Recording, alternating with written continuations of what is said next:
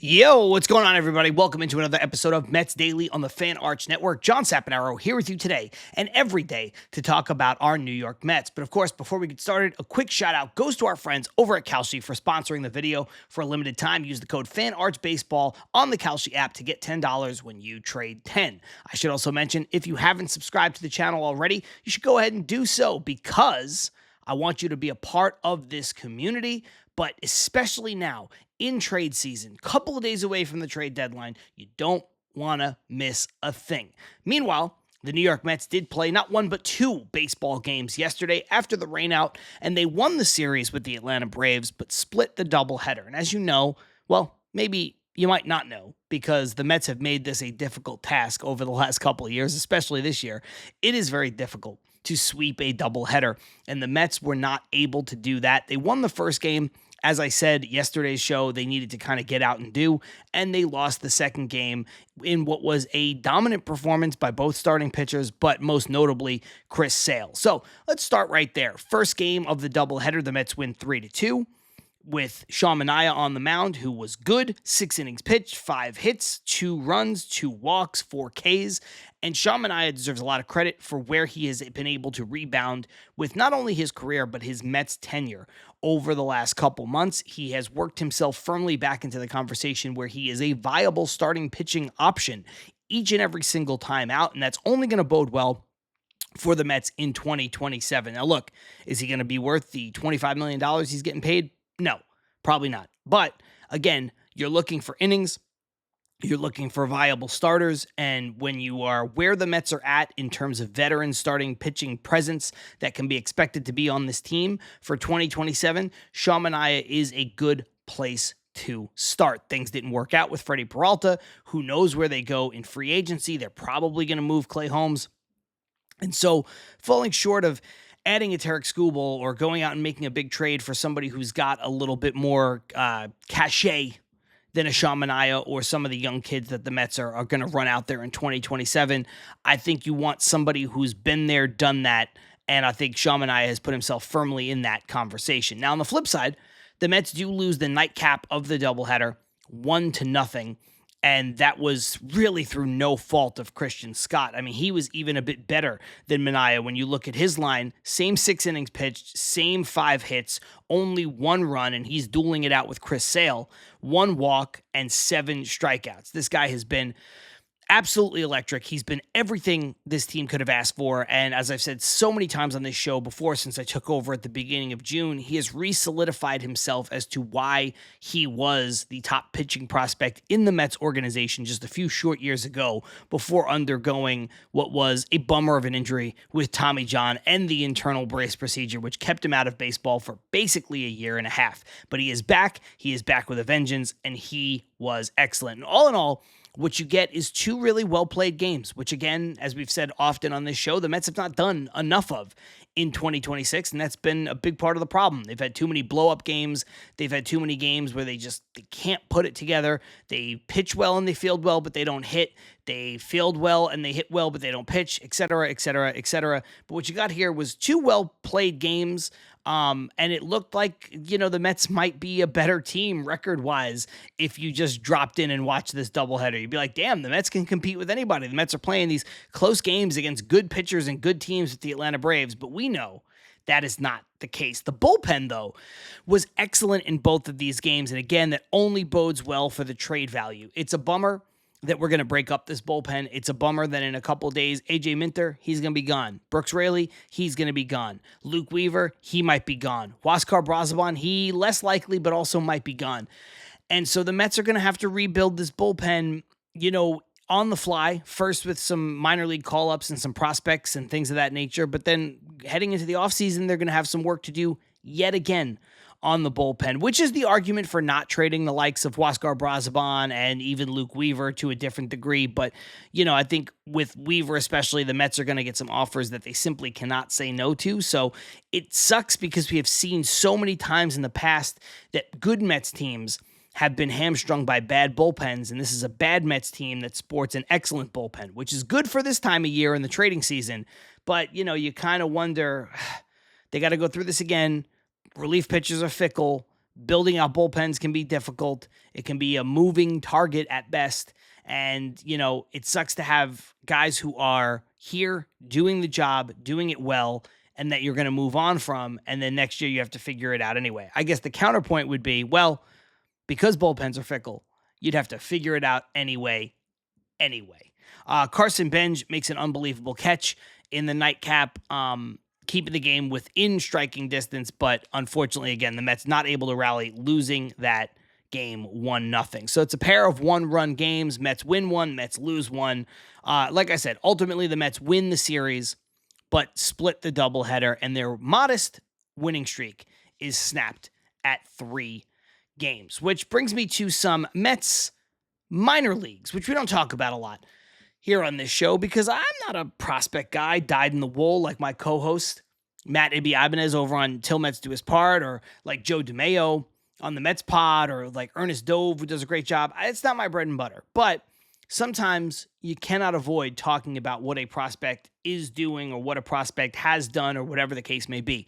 And that's why we have to talk about Mitch Voit, who has kind of burst on the scenes. He's an electric sort of player in a lot of ways. He's fast, he's athletic, he plays good defense, he runs well. It's all the things that you look for that's exciting from a player. And he was performing at a very high level in Brooklyn, which is a difficult place to put up any kind of offensive numbers because of where that ballpark is situated in Coney Island, the way the wind blows off of the water. It can be a real nightmare, especially for, I believe, left-handed power hitters, but really for anybody. It can be a difficult place to play and put up good numbers offensively. And Voit was doing that despite all of those issues going against him. And so a day or two ago, he gets the call up to Double-A. And then last night, he makes his Double-A debut, and he debuts with an absolute bang. 3 for 5. He is on base 4 times, 2 doubles, a triple, and a walk. And this is a guy who, again, high motor guy, good defender, playing shortstop and second base right now in the minors. They might even sprinkle him around some other places too. I think his future with the Mets, if he makes it to the big leagues, is a second baseman, but we'll see. Who knows? I don't want to limit the guy who's only in Double-A, who's a young player. But again, he's a high motor guy, super athletic guy who was already producing in a league, or I should say, on a field that is harder to produce on offensively. Now he's moved up to a league that becomes sort of the proving ground. Double-A for pitchers and position players is sort of the first major jump that these prospects take. And it's like, okay, you've done well. We like what you've done either in developmental leagues, in Arizona Fall League, Dominican Summer League, low A, high A, and now you're taking the leap. You're taking the leap that hamstrings a lot of young prospects. Double-A, the Prove It League. Let's see what you got, kid. And it's an incredibly small sample size. It's literally just one game. But Mitch Voit is now one step closer to the big leagues, and Mitch Voit certainly debuted with a bang. So we'll continue to monitor where he's at, as the Mets really don't have a lot outside of Mitch Voit right now, and I'm sure some of that will change as the Mets make trades here over the next couple days. But the Mets don't have a lot in terms of infield prospects. We've mentioned that. They traded a lot of that depth. Luis Angel Acuna and Jet Williams, just to name a couple. So when you have a guy like Voit, who again profiles to me more of a second baseman, but is playing shortstop still, can maybe slide around the diamond even a bit more. But when you're looking at a guy like him, you want to see this continued growth, of course, but you want to see him to continue to succeed and maybe entrench himself as a future infielder for the New York Mets, because again, eventually their outfield looks good. Soto, great. Ewing, excellent. Benj, terrific. But on the infield, you've got Francisco Lindor, and then a lot of question marks. You've got an old Marcus Semien. You've got no first baseman to speak of. You don't know what's going to happen with Bo Bichette. It's a lot of question marks. So you'd like one of these guys who's closer, like Mitch Voit. You don't want to worry and have pipe dreams about Elian Pena yet, who's, a child. So you want to start to focus in on these guys who are a little bit closer. Even like the Jacob Reimers of the world, who maybe can stick at third base. He's had a weird year. He's had a down year. But you want to start to look at some of these guys who can potentially be a solution for the Mets on the infield in the not too distant future.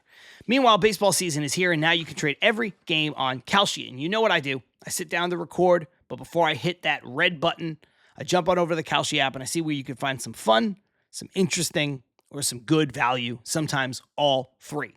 And today's trade that I want to highlight is actually the same trade as yesterday's show. But it just goes to show you how the market can move, especially in something that is so volatile like trade season. It is Tarik Skubal's next team.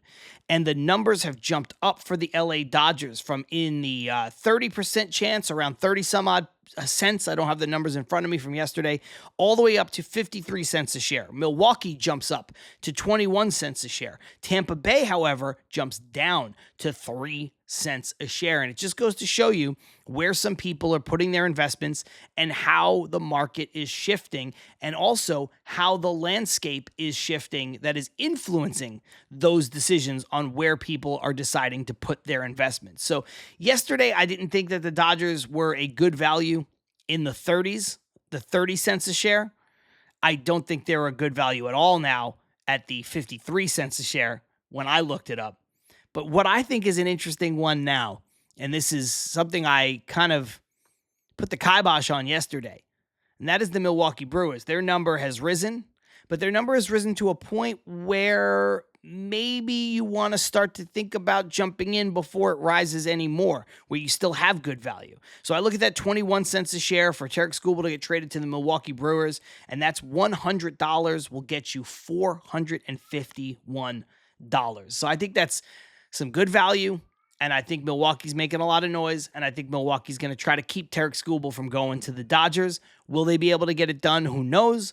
But I think it's interesting, I think it's fun, and I think it's good value. Either way, on Kalshi, you're trading against peers on a live market, meaning there is no house, and as the probability changes, you can buy into and out of your position. For a limited time, you already know this, but use the code FANARCHBASEBALL when you download the Kalshi app to get $10 when you trade 10. Kalshi, trade on anything, must be 18 and over. Restrictions and eligibility requirements apply. Event contract trading involves risks and may not be suitable for all investors. Prices, values, and available markets may differ from those mentioned. For more information, see kalshi.com/regulatory.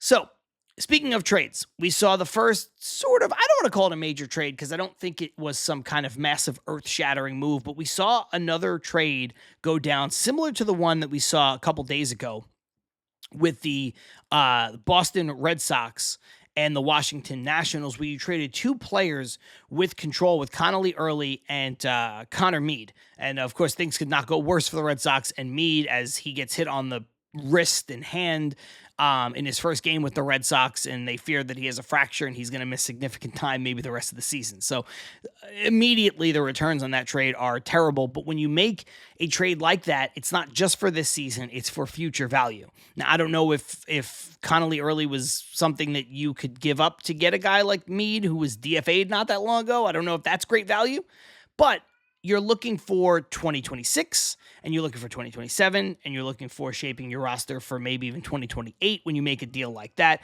And I think this next deal kind of falls into that same category, and that's where you wonder, look, the Mets are going to be involved at the deadline in a big way, one way or another. If this is a quiet deadline, the Mets are still going to be involved because they have too many players that they just simply need to trade.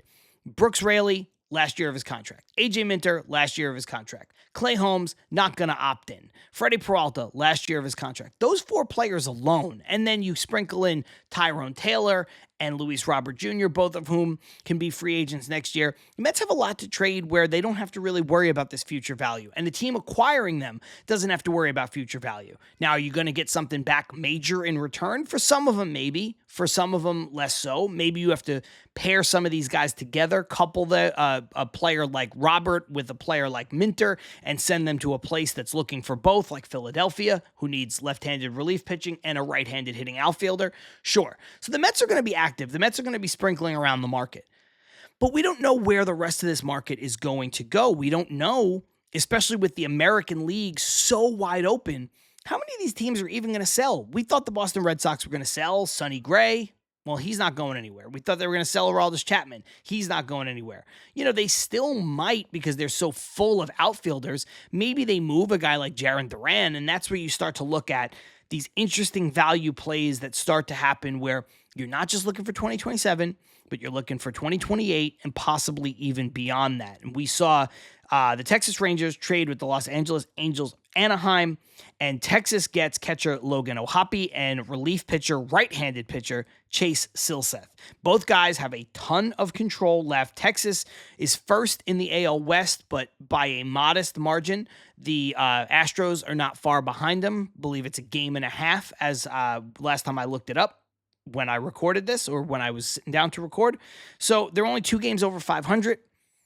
So, look, they're firmly in it because of where their standings are, but how good of a team are they really? They needed the relief help, and they are desperate for catching depth. Danny Jensen is on the IL. Kyle Higashioka is on the IL, and that leaves their catching options down to Elias Diaz and Austin Wynn, who leave a lot to be desired. Now, Logan O'Hoppe has not been good this season, and he's likely going to go to the AAA affiliate of the Texas Rangers, at least to start and try to build back his value. But this is a guy who still has a tremendous amount of team control, and he's a guy who had over 20 home runs as a catcher, I believe 2 seasons in a row, or it might have been 20 home runs and like 18 home runs, whatever. But again, we talk about how the catching position is so down across Major League Baseball right now. So, you go and you kind of take a flyer on a guy like this who has multiple years of control and upside. But I think really what they were going after was Chase Silseth, who's going to give them, again, multiple years of control, is going to give them a live arm coming out of that bullpen. And they give up a shortstop prospect who's only 19, who's in low A, who I don't know anything about, to be fair. And I'm not sure if he pronounces his name Angel or Angel, so I apologize right there. But let's say it's Angel Arredondo. And again, he's a guy who is a bit of a lottery ticket for the Angels. I mean, it seems like the Angels just wanted to move on from O'Hoppe, but I think maybe they could have gotten better value for a guy like Silseth. We'll see. We'll see what this shortstop prospect turns into. Look, when you're 19 years old and you're in low A, similar to what we were just talking about with Elian Pena, you don't know if this guy's going to be good. You don't know if this guy's going to stay a shortstop. You don't know if this guy's going to stay an infielder. You don't know if the hit tool's ever going to develop. You don't know if the defense is ever going to develop. There's so many moving parts. But what we have seen now is our first real salvo being fired in terms of the trade deadline. If you want to talk about the Meade for early deal from a couple days ago, I guess that qualifies, but that one just came so much out of nowhere. And 2 players with a ton of control, and it wasn't prospects involved. At least in this case, you do have one prospect in Arredondo who's a part of this. But, now I think we're going to see the market start to move, which again brings me to the New York Mets. And this is something that we talked about yesterday. And I think it's something that we're going to continue to talk about. I said yesterday's show how Tarek Skubal's market may be tied to the Mets in terms of the Mets might want to wait and see where Skubal goes to determine where they're going to deal their starting pitchers. Because if Skubal goes to the Dodgers, you're going to have the Milwaukee Brewers and you're going to have the Tampa Bay Rays and the Atlanta Braves and a bunch of other teams on the outside looking in, wondering where they can get starting pitching from. Well, where you can get starting pitching from is the New York Mets. And if you want to acquire one on the cheaper side of Tarek Skubal, because again, you'd be paying a prorated salary of $30 million if you acquired him after giving up a massive prospect capital. With Clay Holmes, it's only a prorated deal of $12 million. With Freddie Peralta, it's only a prorated deal of $8 million. So you could see how any team in Major League Baseball can be involved in trading for these guys. So if you are Tampa and you're scared off by the price tag, either in prospects or dollars of Tarek Skubal, maybe you just pivot to Clay Holmes now. You say, you know what? Screw it. We're not going to get involved. We're just not going to do it. We're not going to go there with Skubal. Now, I think they're still going to be involved until the very end, until he's dealt elsewhere. But I think this is where the demand, the supply and demand aspect of the starting pitching market is going to be very kind to the Mets. Now, look, Holmes was pitching like an ace before he got hurt. So I think with his injury being lower body, with his injury not being tied to his arm, with his injury being a freak injury with a broken bone due to impact. I don't think that's going to affect his market too much. There was a ton of scouts at Clay Holmes' rehab assignment the other day, and Clay Holmes is due to pitch on Sunday. Will he pitch on Sunday? I don't know. The Mets might not want to expose him to a risk of injury, a day before the trade deadline. So we'll see if the Mets decide they want to showcase him again, or if they want to just kind of rest on their laurels a little bit and tell teams, hey, you saw him throw, he's healthy, you know what he can do when he's healthy. What's your offer for Clay Holmes? Now with Freddie Peralta, the numbers have been bad. And we talked about how teams think maybe there's a bit of it is the Mets' fault. I don't necessarily buy that, because I think although the starting pitching has been bad for the Mets, there's been a lot of positives with the Mets pitching as well. Sean Manaea being able to rebound. Christian Scott being able to show tremendous growth. Zach Thornton bursting on the scenes the way that he has. Nolan McLean being able to fight through his little bit of a downturn as the league adjusted to him a bit for, 4 or 5 starts, whatever it was, and to be able to come back up the other way. The Mets pitching has been doing a lot of low-key things well. And as fans, we're not going to care about that as much, because we're going to look at the fact that this is a bad team that was supposed to be a good team. This is a seller that was supposed to be a buyer. This is supposed to be a World Series contender, a playoff contender at the very least, and we don't have that. And one of the main culprits is how the starting pitching failed them for a chunk of the season, whether it was health or ineffectiveness or some combination of the two. I understand that, but when you look under the hood and you look low-key at some of these guys and what they've been able to produce, they have been able to produce. So I don't buy in that the Mets are to blame purely for Freddie Peralta not being as good as he has been in the past. But it doesn't matter what I think, and it doesn't matter what you think, and it doesn't matter what the Mets think. What it matters is what the Milwaukee Brewers think. What it matters is what the Atlanta Braves think. What it matters is what the Tampa Bay Rays think, and whoever else might be searching for starting pitching. So if you're the Braves and you've got a little bit of a bias, and you've got Jeremy Hefner, the Mets' old pitching coach, who's got an axe to grind, and he's sitting there and he's going, listen, guys, I got to tell you something. The Mets screwed up Freddie Peralta. I know that. I can fix him. I was there. I saw all the problems. I fixed pitchers for the Mets before. I'll fix Freddie Peralta for you. And if you get that, then all of a sudden, you've got your coach talking him up, and that's going to help the Mets. That's going to be a benefit to the Mets. And again, just the pure supply and demand is going to be a benefit to the Mets. I don't know how many other teams, not named the Detroit Tigers, are looking to trade starting pitching in the American League. It's too jumbled up. Now, some of these teams might start to look themselves in the mirror, like I talked about on last week's show a couple times, and say, hey, you know what? Yeah, we're in it mathematically, but we're not really in it. So let's take advantage of this market. Let's sell off not everything, but a piece or two. But you see teams kind of going the other way. It looked like Joe Ryan was going to be available with the Twins. The Yankees were trying to get Ryan Jeffers from the Twins, but now it seems like the Twins are going to be buyers. So the Twins are buyers. They're not trading Joe Ryan. And honestly, Detroit's not that good, and Detroit's had a bad year. But if Tarek Skubal wasn't this commodity that they knew they couldn't keep, they would probably try to hold on to him, keep long term. They would hold on to him right now, and they would try to go on a run. There's still enough games left to figure it out. But they have this commodity that they know is not going to be a part of their team in 2027, and they know they have to cash out now for everything they can get, lest they run the risk of getting nothing at all, one compensatory pick, which is not going to excite anybody. So the Mets are in a great place, not only with Holmes, but also low-key with Peralta, because of the money he makes and because of the perception around the league that the Mets are to blame for Freddie Peralta. And again, I don't buy into that. Maybe there's an aspect of the Mets that's a problem, and maybe another team will fix and address that one singular issue or whatever, but I don't think the Mets have made Freddie Peralta a broken man. So we'll see. He's probably going to go somewhere else and be good, because he can't be much worse than the 5 ERA he was pitching to. He's probably going to go somewhere else and be good, because there'll be, in some ways, more pressure, but in some ways less pressure, because he's already been so bad.